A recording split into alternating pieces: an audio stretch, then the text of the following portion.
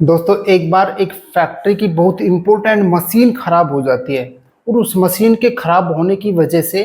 उस फैक्ट्री का सारा काम रुक जाता है और उस फैक्ट्री के एम्प्लॉय उस मशीन के बिना कोई भी काम नहीं कर पा रहे थे। उस फैक्ट्री में प्रेजेंट जो भी फोरमैन है, इंजीनियर है, उस मशीन को ठीक करने का अपना बेस्ट प्रयास करते हैं, लेकिन दोस्तों वो इंजीनियर्स उस मशीन को ठीक नहीं कर पाते हैं। अंत में एक एक्सपर्ट को बुलाया जाता है उस मशीन को ठीक करने के लिए। वह एक्सपर्ट वहाँ पे पहुँचता है और उस मशीन को अच्छे से जांचता है, परखता है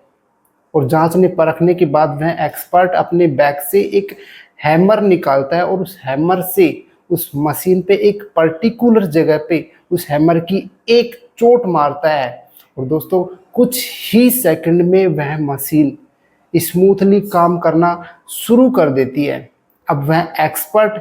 इस थोड़े से समय में किए गए काम के दोस्तों 10,000 रुपये का बिल चार्ज करता है। ओब्वियसली उस एक्सपर्ट से पूछा जाता है कि आपने ओनली एक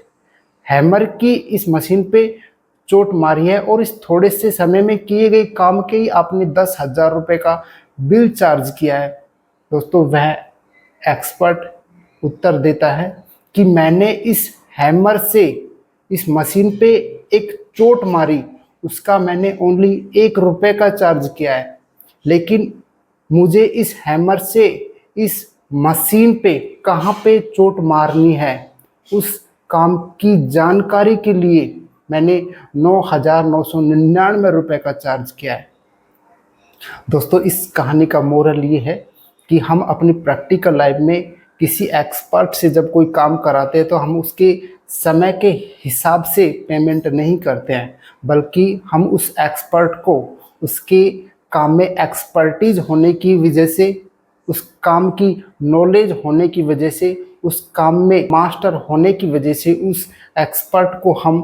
पे करते हैं। दोस्तों बोलते हैं कि नॉलेज इज पावर,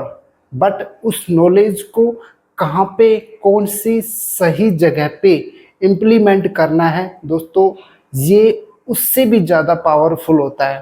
इसलिए अपने नॉलेज को एक सही जगह इम्प्लीमेंट करना,